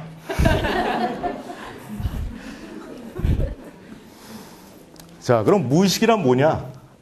융의 정의는 간단해요. 내가 갖고 있는데 의식하지 않는 정신. 그게 무의식이다. 이렇게 이야기를 합니다. 우리가 가지고 있고 시시각각 생활에 영향을 주고 있으면서도 모르고 있는 마음의 세계가 바로 무의식이다. 무의식의 상당 부분은 우리가 적극적으로 의식화함으로써 의식의 내용에 적극적으로 수용할 수 있다. 이 무의식이라고 하는 거 있잖아요. 마음, 의식과 무의식을 갖다가 융은 물론 이제 바다로 비유했는데 사실은 우주예요. 마음이 우주입니다. 이 우주 세팅. 이게 마음이에요. 그렇게 커요. 마음이라고 하는 게. 놀랍지 않습니까? 사실은 별도 여러분이 만든 거예요. 갑자기 좀 이상한가? 그만 갈게요, 여기서. 나중에 기회 되면 할게요. 자, 그러면 적극적으로 수용할 수 있다 그랬는데 수용하면 어떻게 될 것 같아요? 내 마음이. 어떤 일이 벌어질 것 같아요? 쉽게 말해서 살기가 편해져요. 걸리는 게 없어져요. 하나가 떨어져 버리는 거예요. 아까 아들 예 있죠? 떨어져 버려요. 무의식의 적극적인 성찰의 한 방법은 뭐 여러 가지 있겠죠. 그래서 심리학자 찾아가서 하는 방법도 있고 뭐 종교적 수행도 마찬가지예요. 종교적 수행도 비슷한데 이것도 이제 이 의식화를 통해서 이제 성격의 자아의 변환을 갖고 옵니다. 자기로의. 왜냐하면 아시다시피 이제 종교라고 하는 게 되게 이제 신성한 신과의 어떤 접촉을 갖다가 갖게끔 해주기 때문에 그래요. 그런데 이걸 하지 않아도 돼요. 이걸 하지 않아도. 삶 자체가 기도고 명상이야. 따로 절간에 들어가서 명상 안 해도 되고 교회 가서 기도 안 해도 돼요. 삶 자체가 기도고 명상입니다. 내 앞에 벌어지는 사건들이 항상 사실은 축복이에요. 나한테 늘 기회를 보여주고 있어요. 내가 하나님과 만날 수 있는, 아니면 붓다가 될 수 있는 걸 갖다 계속 보여줘요. 내가 그걸 알아차리느냐, 차리지 못하느냐 차이만 있어요. 그게 계속 옵니다, 앞으로. 계속 벌어지고 있어요. 그렇게 해서 계속 이 진정한 나는 바로 나 자신 자아로 하여금 바로 그 진정한 만남, 그걸 갖다가 기회를 갖다가 계속 주고 있어요. 그러니까 꼭 종교를 안 가져도 되고 상담을 안 받으셔도 됩니다. 그런 사건들이 일어나요. 그러면서 알게 돼요. 어느 순간에. 알게 되고. 이러면서 이제 가게 됩니다. 가게 된다. 그래서 결국 우리가 이제 인생 속에서 겪게 되는 여러분이 겪어왔던 겪어야 할. 근데 아마 내가 겪어야 할 거는 많이 줄지 않을까. 왜? 제 강의를 들었기 때문에. 반응이 별로 없네. 예, 모든 시련이나 고통이나 이거 제가 한 얘기 아닙니다. 갈등, 절망, 상실의 아픔이 자기 성찰의 귀중한 기회이며 성숙의 의미 있는 고통이듯이 우리는 언제나 무의식에서 올라오는 창조적 자극의 영향 아래에 있고 그분의 품 안에 있는 거죠. 품 안에. 때로는 그것이 고통스러운 체험, 심지어 신체적, 정신적 병고의 실현으로도 표현될 수 있다. 자아가 그러면 그렇게 신체적, 정신적 병고로 표현된 거에 대해서 자아가 그 고통의 의미를 알아차리면 그 고통은 어떤다? 사라집니다. 더 이상 올 이유가 없어요. 고통이 괴롭게 하기 위해서 온 게 아니라 바로 이 사람으로 하여금 사랑이 되게끔 하기 위해서, 온전한 사랑이 되게끔 하기 위해서 보여주는 겁니다. 셀프와의 만남을 위해서. 그러니까 모든 게 아까 말씀하신 것처럼 축복의 기회라는 거예요. 모르고 지나가느냐 하는 것은 자아의 문제다. 그래서 우리가 이 신 앞에, 하나님 앞에 겸손하라, 이런 의미가 바로 이제 그런 겁니다. 그러니까 일어나는 어떤 섭리에 대해서 사실은 주여 내가 알거니와 내가 걷는 걸음도 그렇고 이런 것도 사실 내 뜻대로 하는 게 아니다. 이런 의미들이 바로 이제 여기에 이건 이제 굉장히 이제 비슷하다 이렇게 보시면 됩니다. 그러니까 이런 일이 벌어졌을 때 어떤 의미가 있는지를 보면 돼요. 그러니까 잘 나가던 사람한테 사업에 성공을 갖다가 이제 했어. 계속 잘 갈 것 같았어. 갑자기 쫄딱 망해. 그런데 이 사람을 갖다 왜 망하게 했을까? 셀프가. 예를 들자면, 예예요, 예. 여러 가지 이유가 있겠죠. 왜 망하게 했을까요? 예를 들면 이 사람이 성공했어. 그런데 아까 얘기한 대로 이제 자기를 돌보지 않을 수도 있고, 아니면 너무나 거만해. 다른 사람을 돌보지 않아. 성공한 다음에 이 사람이. 자, 그럴 경우에는 사업을 망하게 만듭니다. 사고로 나타나요. 그러면 만약 이 사업가가 내가 사업을 하면서 내가 성공했을 때, 근데 실패한 다음에 내가 이래 했구나. 내가 다른 사람한테 너무나 이렇게 했고 가족한테 소홀했고 이러면 그 의미를 알면 더 이상 이 사람한테 그게 나타날까 안 나타날까요? 다시 사업해도 돼요. 풀려났기 때문에. 근데 모르면 계속 저렇게 가는 거예요. 저 상태로. 네, 바로 이제 그런 부분들, 이제 그런 부분의 의미를 갖다 알려주기 위해서 가는 거다. 이렇게 보시면 됩니다. 그래서 지금 그 융이 이제 자서전 서문에 어떤 얘기를 했냐면은 나의 생애는 무의식이, 그러니까 여기서 자기라고 보시면 돼요. 자기, 셀프. 자기가 그 자신을 실현한 역사이다. 무의식에 있는 모든 것은 사건이 되고 밖의 현상으로 나타나며 인격 또한 그 무의식적인 여러 조건에 근거하여 발전하며 스스로를 전체로서 체험하게 된다. 이게 이제 자서전의 서문이에요. 그러니까 보시다시피 결국 인도하는 거예요. 이 안에서 셀프가. 인도라는 거예요. 만나기 위해서. 언젠가 그러겠죠. 상상입니다, 이건. 내 딸, 내 아들아, 내 딸아, 그동안 참 고생 많았다. 내가 실은 항상 너 옆에 있었다. 너를 진정으로 사랑한다. 이제 왔구나 하고 이렇게 안아줄 거예요. 바로 이제 그런 걸 하게끔 하기 위해서 이런 것들을 갖다가 탁탁탁탁 일으키는 겁니다. 이런 경험들을. 바로 이제 그거다. 갑자기 백만송이 장미가 불러지고 싶어져요. 네. 이와 같은 무의식의 창조적 작용은 이제 이렇게 이제 나타난다. 이렇게 보시면 되고요. 자세한 거는 그렇고. 그래서 결국 이제 자아에서 점차 자신의 이제 다른 어떤 그림자 이제 나오게 되는데, 설명된 그림자를 의식하고 그다음에 또 다른 무의식을 의식해 가면서 이제 셀프와 이제 만나게 되는 그런 이제 과정을 겪는다. 자, 그러면 이제 의식화 과정에서 처음 만나는 무의식을 갖다가 이제 말씀을 드리겠습니다. 무의식을 말씀드리면, 그림자입니다. 빛과 그리고 그림자입니다. 자, 그림자란 뭐냐면 무의식 속에 있는 열등한 인격입니다. 무의식 속에 있는 열등한 인격인데, 만일 요게 의식이고 자아라면 바로 반대원입니다. 반대원. 바로 요 무의식에 걸쳐 있는 부분이 그림자다. 이렇게 이제 보시면 됩니다. 그래서 그림자란 무의식 속에 있는 바로 열등한 인격, 성격이다. 그것은 위에서 살펴본 자아와 페르소나의 의식의 반대편에 있는 무의식의 어두운 면이고, 자아로부터 배척되어서 무의식에 억압된 성격 측면이다. 그러니까 뭐냐면 이제 성장하면서 난 이런 사람이야, 이런 게 오라, 아까 말씀드린 것처럼 부모라든가 이제 여러 가지 페르소나 해가지고 내가 이렇게 살아야 돼, 이런 것들을 난 내향적이어야 돼, 얌전하고 점잖아야 돼, 아니면 난 활발하고 쾌활해야 돼, 이제 여러 가지들을 갖다가 사람마다 이렇게 이제 내면하게 되잖아요, 동일시하고. 그 반대편. 그러니까 내가 만약 외향적이면 내향적인 게 이 그림자에 들어가 있는 거고. 그래서 내향적이면은 외향적인가 들어가 있는 거고. 그리고 여러분들 중에도 아마 있는 거 있어요. 다른 거는 내가 다 용서해도 이건 안 돼 하는 거 있을 거예요. 그것도 이제 성향이거든요. 근데 그 부분의 반대편, 그래도 되거든 하는 게 이제 무의식에 들어가 있는 거예요. 무의식에. 바로 그림자예요. 바로 무의식에 이제 이렇게 들어가 있다. 그림자가 이렇게 보시면 돼요. 좀 이따 이제 예로 들어드리면서 이해가 되실 것 같습니다. 그래서 그림자는 자아와 비슷해요. 예전 우리 흥부, 놀부, 콩쥐, 팥쥐처럼 비슷하면서도 자아와 대조가 되는 자아가 가장 싫어하는 성격을 지니고 있어요. 자, 그러면 이 그림자는 내 무의식 속에 있는데 이게 투사가 되면은 사람한테 투사가 되면 그 사람이 누가 되겠어요? 정말 꼴보기 싫은 사람이 되는 거예요. 아, 쟤만 없으면 살겠는데. 철천지 원수. 그림자가 투사가 되면 실은 나한테 있는 건데 내가 있는 건데 내가 억압한 건데 이게 이제 무의식 속에 있으니까 안 보여. 그러니까 이걸 갖다가 어떤 게 있는지 투사를 해. 그다음에 그 사람을 미워해. 그러면서 자신의 그림자를 방어하는 거예요. 방어하는 거. 바람직한 거 아니죠? 네, 아닙니다. 그래서 여러분들이 살아오시면서 정말 난 쟤는 정말 용납이 안 돼. 누구나 아마 조금씩 있을 거야. 저 인간만 없으면 내가 정말 편하게 살 텐데. 이런 사람이라면 그 사람이 바로 일단은 억지로 믿으세요. 나의 그림자구나. 사랑해 주어야지. 이런 생각을 갖다가 그 사람을 위해서 기도하세요. 긍휼히 여기 시옵소서 이러면서 기도하세요. 가장 싫어하는 성격을 지니고 있다.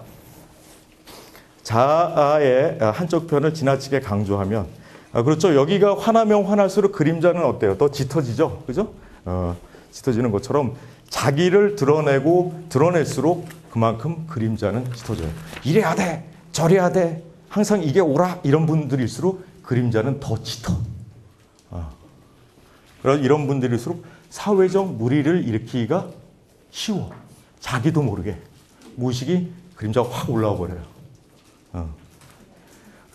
그래서 겉으로 볼 땐 너무나 도덕적이고 이제 훌륭한 사람인데 갑자기 자기도 모르게 어떤 문제에 휘말리는 경우가 바로 그 그림자 부분을 내가 인식하거나 인정하거나 수용하지 않았기 때문에 그거에 의해서 딱 잡히는 거죠. 그럼 이게 나쁜 거예요? 아니죠. 수용하게끔 하려고 나타나는 거예요. 그럼 이게 뭐가 되겠어요? 실현으로 경험이 되겠죠. 하지만 아까와 마찬가지로 이거는 사실 실현이 아니라 그 진정한 의미는 뭡니까? 바로 이제 축복이죠. 경험들이. 물론 자신이 이걸 갖다 조금씩 수용했다면 이런 일이 일어날까요? 안 일어날까요? 안 일어납니다. 안 했을수록 이게 일어나요.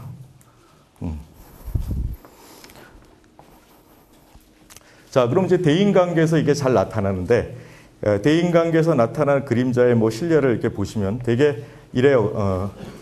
대인관계상으로 볼 때 이런 열등한 성격의 측면인 그림자는 자아와 비슷한 대상에게 향하는 게 보통이다. 이를테면 같은 성별의 친구 사이. 근데 재밌는 게 이게 이성으로 갈 때는 사랑으로 경험돼요. 되게 특이해. 그래서 아마 전생에 원수가 부부로 만난다는 얘기가. 그래서 이제 아마 그 그림자를 수용하는 의미에서 배우자가 물론 한자가 그 배우자는 아니지만 열심히 배워라.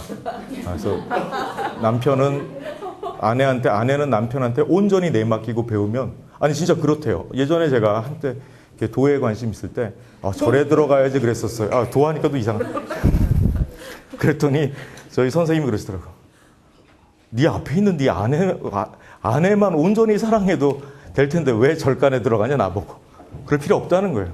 네 바로 앞에 있는 사람, 네 옆에 있는 사람, 이 사람을 갖다가 온전히 사랑하면 그게 끝이래요. 뭘 그걸 갖다가 들어가가지고 그렇게 자식들 처자식 버리고 갈 필요 있겠느냐고.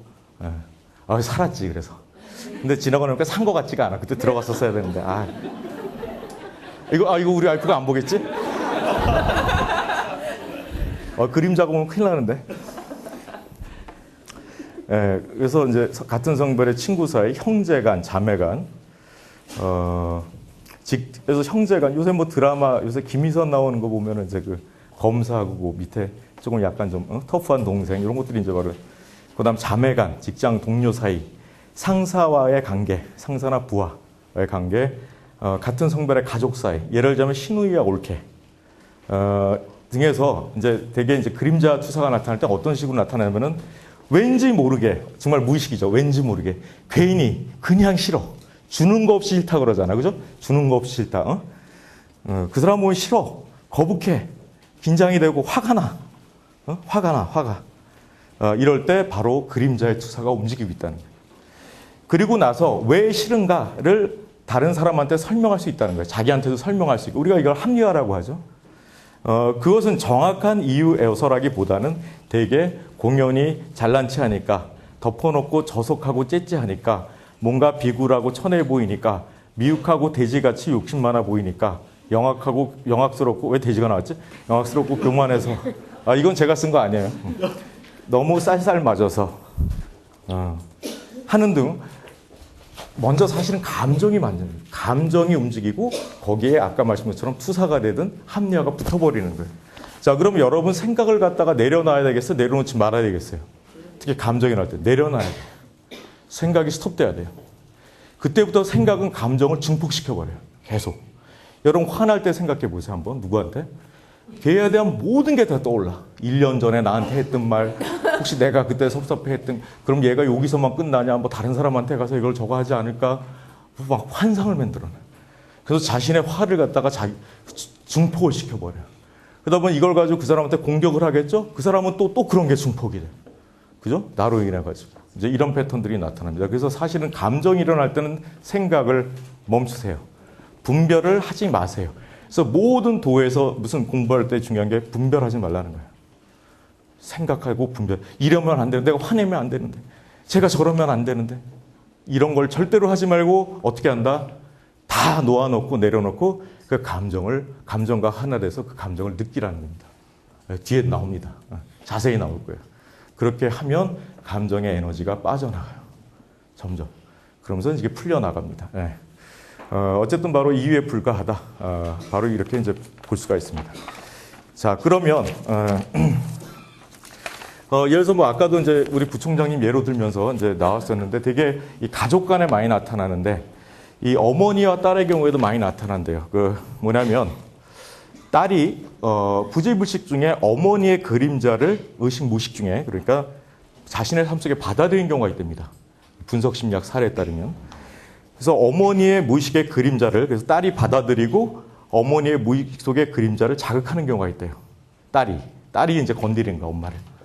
아마 우리나라 요새 유행하는 중이 신드롬 중에 많은 부분이 아마 이거하고 혹시나 관련돼 있을 수 있어요.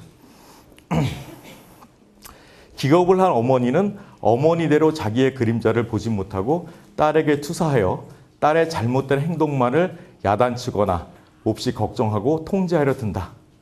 그것은 둘 사이의 관계를 더욱 악화시키다가 결국 둘 다 불행해진다. 그러니까 이거예요. 엄마가 갖고 있는 의식의 반대편 그림자가 있는데 의식, 무의식 중에 딸이 그걸 갖다 가져간다는 거예요. 그러니까 엄마가 숨기려고 했던 원수 같은 꼴보기 싫은 모습 있잖아. 이게 누구한테 나타나? 딸한테 나타나. 딸한테. 그러니까 이 딸의 모습이 엄마의 억압했던 그림자를 건드리죠. 그러니까 철천지 왼수가 되는 거야. 딸이 아니라. 내가 저걸 미역국 먹고 났나 이렇게 되는 거야. 어? 내가 죄를 났나. 어? 그렇게 되는 이 얘기입니다.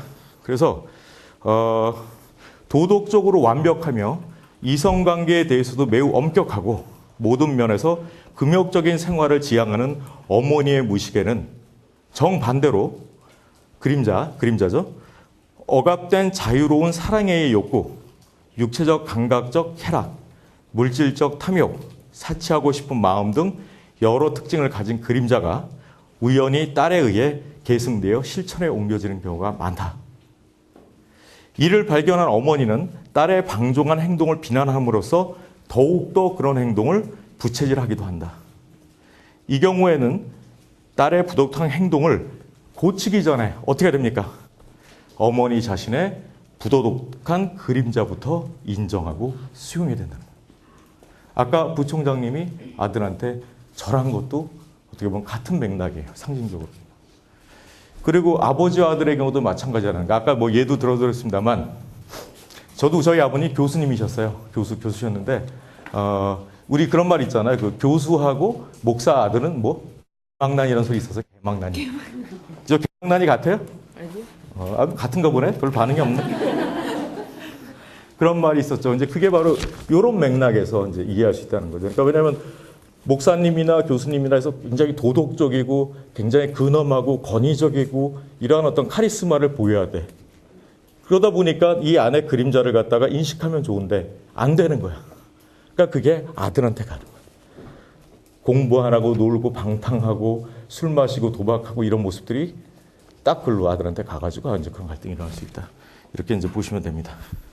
그래서 그림자가 없는 가족이 위험하고 그림자가 있는 가족이 행복하다, 건강하다 이렇게 이야기를 하고 있어요. 사람한테 그림자가 없으면 뭐예요? 죽은 거죠? 귀신이나 신이겠죠. 그죠? 자, 근데 사람들 중에 많은 가족들 중에 그림자가 없다고 믿는 자기네 가족은 완벽하다. 응? 자기 가족은 항상 선하다. 선한 마음과 행위를 항상 실천하고 있다. 이렇게 굳게 믿는 사람 그리고 그 가족은 가장 위험하다. 신경증의 온상이 될 수 있다. 이렇게까지 융이 경고를 합니다. 개인도 마찬가지라는 거예요. 스스로 인격자임을 자처하고 확신하며 인격자인 양 행동하는 사람이 있다. 이들 그림자가 없는 사람은 위선자이거나 이중인격자 또는 각종 신경증을 일으킬 조건 아래에 있는 사람들이다. 즉 무의식적 그림자에서 단절되어 의식의 분리가 일어나고 있다. 대체로 이런 분들하고 만나면 여러분 느낌이 어떨까요? 불편해. 항상 뭐라고 할 것 같아. 조금만 좀 잘못해도 놀라! 이런 식으로. 아니면 이러거나 실제로 그런 경우들이 있어요. 많이 있어요. 인간은 신이 아니므로 누구나 그림자를 갖고 있다. 그림자를 가지고 있는 것 자체로 어떤 문제가 되지도 않는다. 문제는 자기에게 그림자 따위는 없다고 자처할 때, 그림자가 자신 속에 있는데 보지 않으려 할 때 바로 신경증의 온상이 된다. 그래서 그림자가 없는 가족의 경우는 어떻게 하냐, 없다고 믿는 자처하는 가족의 경우에는 이걸 하나의 희생양을 만들어요. 자녀 중에. 다른 형제들은 다 괜찮은데 뭔가 좀 속색이는 자식을 하나 만들어. 그래서 그러니까 희생양을 이렇게 만드는. 그러니까 겉으로는 굉장히 행복해 보여. 그런데 아까 말씀드린 것처럼 실은 속으로는 어때? 쉽게 공부 있는 거예요. 이런 집일수록. 바로 이런 것들이 저거하다. 그래가지고 사실은 건강한 가족이 그렇잖아요. 그냥 평화로운 가족이 건강하지만 그냥 평화로운 가정이 아니라 이 갈등이 있어도, 그죠? 갈등이 있어도 그걸 갖다가 지혜롭게 해결할 수 있는 그런 가족이 건강한 가족. 그러니까 갈등이 없는 가족이 건강한 가족이 아니라 갈등이 있더라도 다 인정하고 그걸 갖다가 함께 해결할 수 있는 그런 가족. 이런 가족이 바로 이제 건강한 거죠. 그러니까 갈등이 있다는 건 그림자를 인정한다는 겁니다. 그죠? 그림자를 인정 안 하면 갈등은 없어야 돼. 그죠? 드러내선 안 됩니다. 그런 가족일수록 문제가 된다. 이렇게 이제 볼 수가 있습니다. 그래서 그림자의 의미가 바로 이런 거다. 라고 이제 볼 수 있다. 그래서 두 번째 이제 그 그림자 관련된 성숙의 태도를 융이 어떻게 봤느냐. 자, 그러면 어떻게 해서 겉으로 보아 파괴적이고 위험하고 부정적인 작용을 나타내는 그림자를 창조적으로 전환시킬 것인가? 그 열쇠는 자아가 무의식에 대해 비슷합니다. 어느 만큼 관심을 가지고 그림자를 깨닫고 수용하느냐에 달려있다. 즉 자기 반성, 돌이켜서 성찰하는 거죠. 나 잘못했어요가 아닙니다. 반성, 성찰을 통해 다른 사람이나 대상에게 투사된 자신의 무의식적 그림자를 다시금 나에게 되돌려 나의 일부로 받아들이는 수용의 작업을 해서 자신의 그림자가 깨달아질 때 바로 의식의 변화가 생기고 그 결과 그림자의 부정적인 작용을 해소되어 자아의 삶을 돕는 건설적이고 창조적인 기능으로 바뀐다. 심리적 의미에서 진정한 성숙의 첫 단계라고 할 수 있다. 이렇게 이제 이야기를 합니다. 그러니까 그림자가 원래 나쁜 거예요? 원래 열등하고 나쁜 겁니까?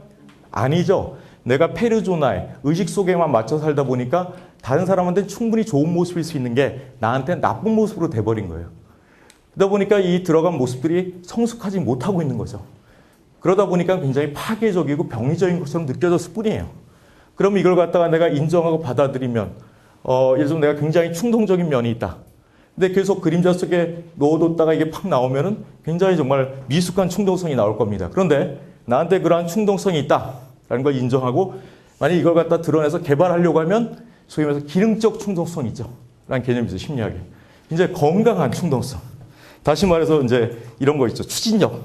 응? 제가 뭐 할 때 딱 갖다 이렇게 한다든가 크리에이티비티. 창조성으로 전환시킬 수가 있는 겁니다. 그러니까 이거예요. 우리가 저 오락 같은 거 게임할 때 뭐 가다 보면 막 뭐 먹고 그러잖아요. 뭐 괴물하고 싸워가지고 딱 죽으면 막 보너스 점수 생기고 이런 것처럼 이게 나쁜 것이 아니라 바로 내가 수용하면 나의 삶의 힘이 돼버려요. 원동력이 돼버립니다. 이게 힘으로 작용해요. 그 제가 아는 교수님 중에 보직 교수님 중에 정말 똑똑한 분이 한 분 있어요. 정말 똑똑해요. 어떻게 저렇게 똑똑할까 하는 분이 있는데 이분이 단점이 하나 있어요. 근데 많이 개선이 되셨어. 저하고 얘기하면서 항상 회의를 할 때면은 누구 교수가 안 좋고 누구 교수가 안 좋고 한 30분 동안 해. 1시간 회의합니다.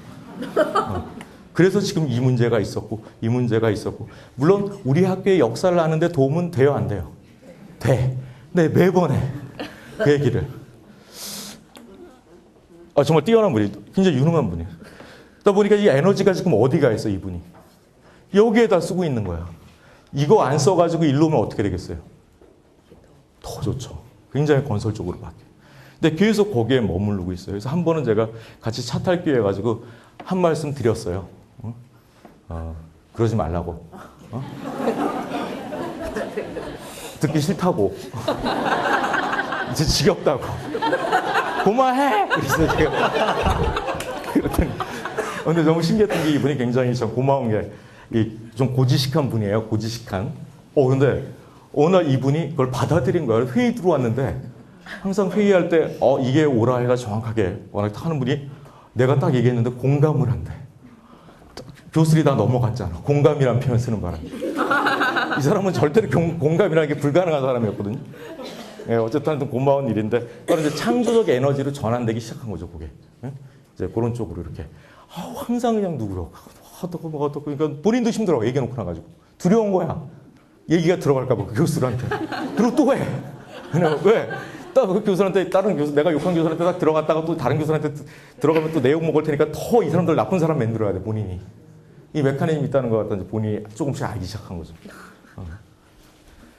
그래서 요새는 주로 하시는 말씀이 오면 괜히 제 방에 와가지고 생강차 2잔씩 마시고 엉덩이가 무거워져가지고 그러면 이제 뭐 제가 뭐 얘기도 뭐 들어주고 또 배울 게 많아요. 그분한테 배울 것도 많고 저희과 교수님 상담심리학과 교수님 아니에요.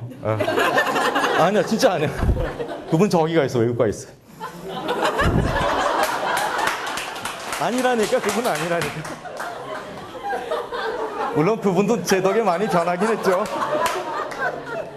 아마 다른 과분들은 잘 모르실 거예요. 네, 제가 말씀드린 건 보직 교수님입니다. 보직 교수님. 그래가지고 그분이 들어가지고 얘기를 하면 항상 내가 그걸 교수님한테 배워야 될 텐데 저한테 그래서 배워야 될 텐데 제가 남의 아마 직업이 상담이다 보니까 한 귀로 듣고 한 귀로 흘려도 들으저는 척을 하거든. 그러니까 그런 게 부러웠나 봐요. 그래가지고 어쨌든 간에 이 그림자 부분을 누구나 다 갖고 있으니까 우리가 그걸 자꾸 없애려고 하고 뭐 무시하려고 하지 말고 인정하면 그게 내 힘이 된다는 거. 그걸로 하고 10분 쉬었다가 하도록 하겠습니다. 예.